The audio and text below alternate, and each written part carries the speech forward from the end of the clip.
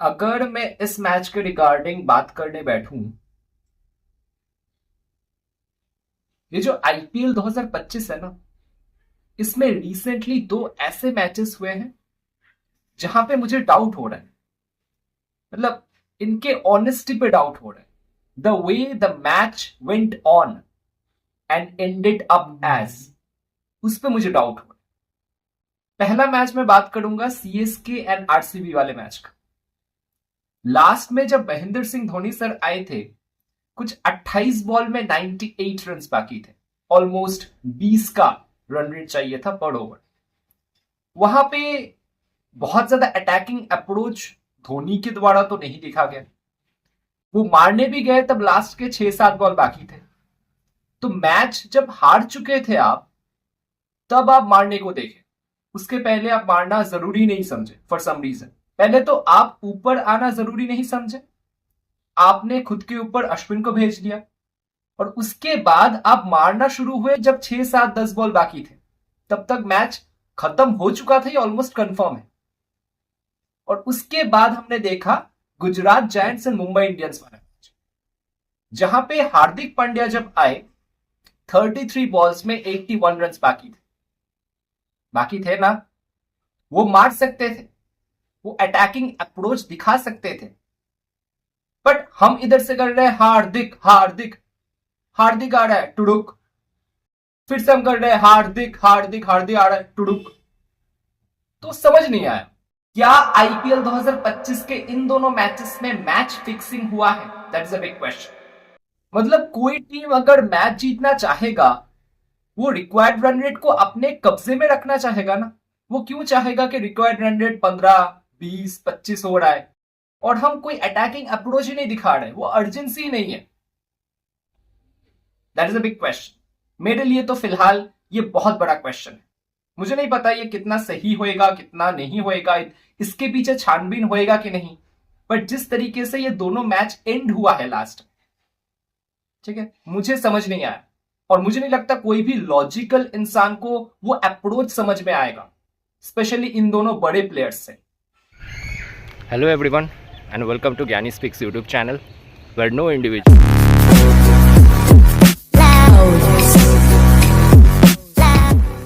अच्छा, तो ये मैच खेला जाएगा वानखेड़े स्टेडियम मुंबई के अंदर।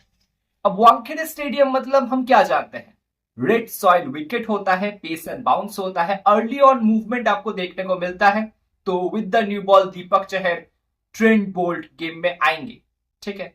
रन्स यहाँ पे भर भर के बनते हैं। पेस एंड बाउंस होता है मतलब क्या, बल्ले पे बॉल अच्छे से आता है, कट एंड पुल अच्छा लगता है, एंड विथ टाइम यहाँ पे ड्यू भी आता है। क्या इस मैच में कंफर्म ड्यू आएगा? मैं फाइनल अपडेट पिच रिपोर्ट के साथ आपको टेलीग्राम पे बता दूंगा टॉस के बाद। उसके लिए आपको क्या करना है, टेलीग्राम पे जुड़ना है। लिंक आपको इस वीडियो के डिस्क्रिप्शन सेक्शन में मिल जाएगा। लास्ट मैच इस वेन्यू पे हमने कौन सा देखा था, इंडिया और इंग्लैंड के बीच में 2 फरवरी 2025 को, मतलब 1.5 महीने पहले खेला गया था। वहां पे इंडिया ने बैटिंग फर्स्ट किया और 247 कर दिया था। सेकेंड इनिंग में इंग्लैंड चेस करने आया, 248 का टारगेट था, 97 पे ऑल आउट हो गए। आपको याद होगा वो सीरीज, अगर आपने देखा होगा, इंग्लैंड के बैटर्स ऑलरेडी इंडियन स्पिनर्स के सामने स्ट्रगल कर रहे थे। तो इंडियन स्पिनर्स ने मिडिल ओवर्स में पकड़ लिया। शुरुआत में with the new ball seam and swing हुआ, वहां पे अर्शदीप वगैरह ने पकड़ लिया। बट यहाँ पे रन्स बनते हैं, चेस होता है। पिछले कुछ मैचेस देखेंगे तो 90% मैचेस में यहाँ पे चेस होता है। कैप्टन टॉस जीत के बॉलिंग फर्स्ट लेंगे एंड जो टीम चेजिंग करने जाएगा उनका पलड़ा यहाँ पे भारी हो सकता है या होना चाहिए। अगर पिछले 5 हेड टू हेड मैचेस देखेंगे इन दोनों टीम्स के बीच में, वहां पे 4 बार कोलकाता नाइट राइडर्स जीते हैं, 1 बार मुंबई इंडियंस जीता है। तो पिछले 5 मैचेस में केकेआर ने तो डोमिनेट किया है। इस सीजन में अब तक केकेआर 2 में से 1 मैच जीता है और मुंबई इंडियंस अब तक अपना खाता नहीं खोल पाए हैं। तो क्या इस मैच में, मतलब अपने होम वेन्यू पे, एमआई अपना खाता खोल पाएंगे इस सीजन का? देखते हैं। तो चलिए पहले होम टीम मुंबई इंडियंस के बारे में बात कर लेते हैं। पिछले मैच में जिस तरीके से उन्होंने खेला, लास्ट में जाके समझ नहीं आया। तिलक वर्मा एक टाइम पे आके पारी को संभाले थे, रन बॉल खेल रहे थे, वो कोशिश एटलीस्ट कर रहे थे कि हिट आउट करे। हिट आउट करते हुए फिर आउट भी हो गए। सूर्य कुमार यादव ठीक खेले शुरुआत में, रोहित एंड रिकल्टन से ओपनिंग बहुत अच्छा नहीं हुआ, ये इनका बहुत बड़ा दिक्कत रहा है। दोनों ही मैच में ना रोहित शर्मा चले हैं ना रिकल्टन उस तरीके से चले हैं जिस तरीके से साउथ अफ्रीका T20 में परफॉर्मेंस करते हुए आ रहे थे। अब पिछले मैच में इन्होंने विल जैक्स को नहीं खिलाया, फॉर सम रीजन इन्होंने मुजीबुर रहमान को खिलाया। अब मुजीबुर रहमान का अगर आप देखोगे, आप इन पे भरोसा नहीं कर सकते। किस दिन चलेंगे, जिस दिन चलेंगे वो 3 विकेट 4 विकेट निकालेंगे, बट वो 10 में से एक मैच में भी चले, ये बहुत मुश्किल होता है। तो विल जैक्स जितना बॉलिंग करते हैं, मुजीबुर रहमान भी उतना ही बॉलिंग कर लेते हैं। मुझे तो लगता है विल जैक्स उनसे ज्यादा इकोनॉमिकल बॉलिंग करते हैं। ठीक है, तो विल जैक्स को बाहर करना और मुजीबुर रहमान को अंदर लाना समझ नहीं आया।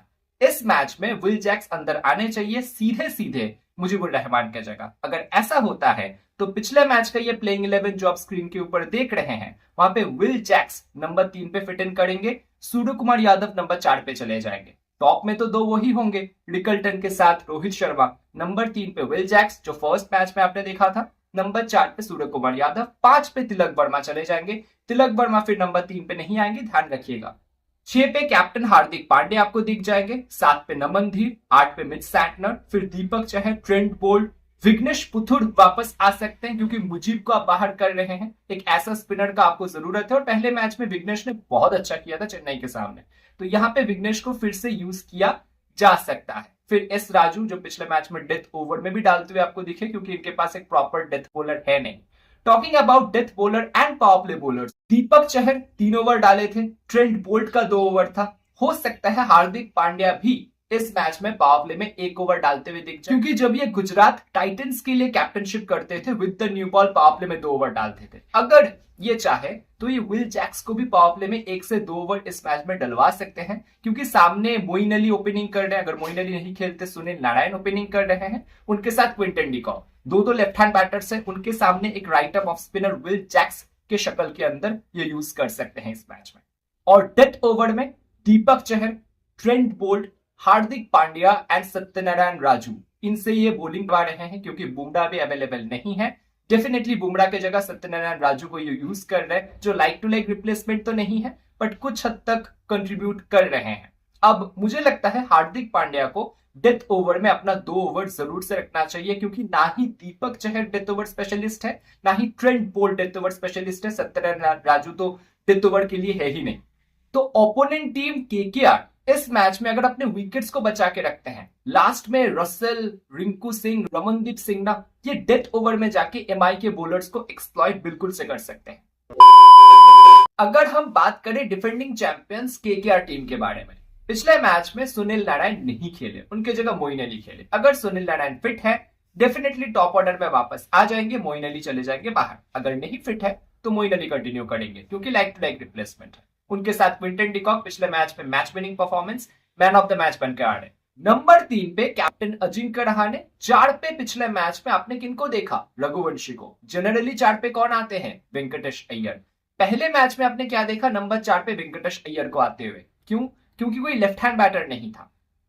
ठीक है, जब जब लेफ्ट हैंड बैटर का जरूरत होगा, नंबर 4 पे आपको वेंकटेश अय्यर दिखेंगे। जब जब नंबर 4 पे राइट हैंड बैटर्स का जरूरत होगा तो आपको रघुवंशी दिखेंगे।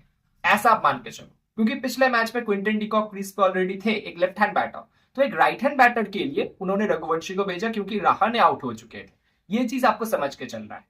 फिर नंबर 5 में वेंकटेश अय्यर, फिर रिंकू सिंह, फिर आंद्रे रसल आपको दिख जाएंगे, फिर Ramandeep Singh, Spencer Johnson, Vaibhav Arora, Harshit Rana and Varun Chakravarthy आपको दिख जाएंगे। अगर पावर प्ले के ओवर्स देखेंगे, वैभव अरोड़ा के 2 ओवर, स्पेंसर जॉनसन के 2 ओवर और हर्षित राणा एक आधा ओवर डाल लेते हैं। वरुण चक्रवर्ती भी पावर प्ले में 1 ओवर कंट्रीब्यूट कर सकते हैं। And talking about the death overs, Harshit Rana का 2 ओवर, स्पेंसर जॉनसन का 2 ओवर और वरुण चक्रवर्ती अपना 1 ओवर लेके आ रहे हैं।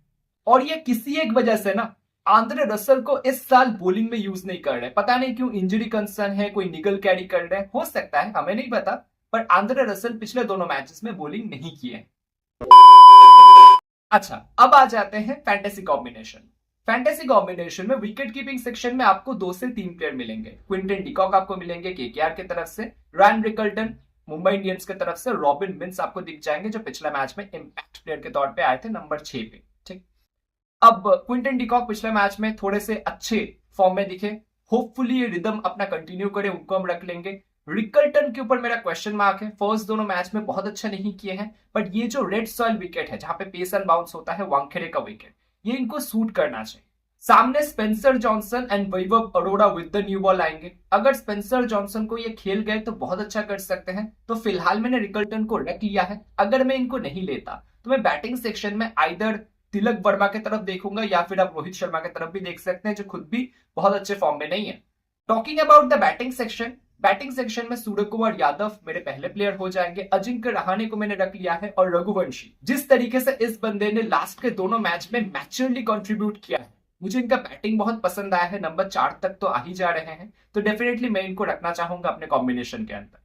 ऑलराउंडर सेक्शन में सुनील नारायण को मैंने रखा है। मैंने एक्सपेक्ट किया है इस मैच में ये कमबैक करेंगे। अगर ये नहीं खेलते हैं मैं मोइन अली को रख लूंगा। हार्दिक पांड्या डेफिनेटली मेरे कॉम्बिनेशन का हिस्सा होंगे। मेरे टीम का कैप्टन वाइस कैप्टन भी इन्हीं दोनों में से होगा। अगर सुनील नारायण नहीं खेलते, मोइन अली अगर खेलते हैं तो मैं कैप्टन हार्दिक को कर दूंगा। वाइस कैप्टन शायद मैं मोइन अली को कर दूं, या फिर टॉस के बाद में फिर सोचूंगा कि किनके ऊपर वाइस कैप्टन मुझे करना है।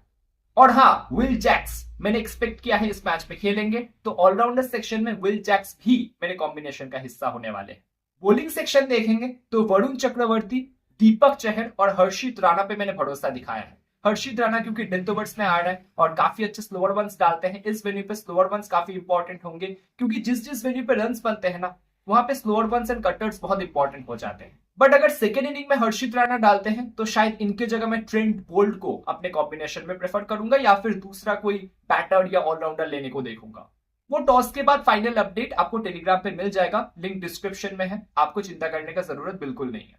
तो दोस्तों, ये छोटा सा मेरा एक एनालिसिस वीडियो था केकेआर वर्सेस एमआई जो वानखेड़े में खेला जाएगा उसके रिगार्डिंग। पिच को देखते हुए दोनों टीम के जो प्लेयर्स का रोल है अब, ठीक है, जिस तरीके से प्लेयर्स को यूज किए जा रहे हैं, चेंजेस क्या हो सकते हैं उसके रिगार्डिंग ये मेरा कॉम्बिनेशन है। और हाँ, अगर आपको कोई ग्रैंड लीग प्लेयर चाहिए तो ये कुछ ग्रैंड लीग प्लेयर्स भी मैंने आपके लिए सिलेक्ट करके रखे हैं इस मैच के रिगार्डिंग। ग्रैंड लीग प्लेयर्स को रोटेट कीजिएगा अपने कॉम्बिनेशन के अंदर, आप बहुत अच्छा कर सकते हैं अपने ग्रैंड लीग कॉम्बिनेशन। बाकी वीडियो अगर पसंद आए तो वीडियो को एक लाइक कर दीजिएगा। चैनल पे नए हैं तो सब्सक्राइब कर ले। सब्सक्राइब करने के साथ साथ बगल वाला बेल बटन को जरूर से दबाएं और दबा के उसको ऑल पे कर ले, ताकि कल सुबह 8 बजे जब एक नया मैच एनालिसिस वीडियो आए आप वो मिस ना करें। ऐसा ना हो कि मैं यहाँ पे वीडियो अपलोड कर रहा हूँ, आपके पास नोटिफिकेशन ही नहीं जा रहा, आपको पता ही नहीं चल।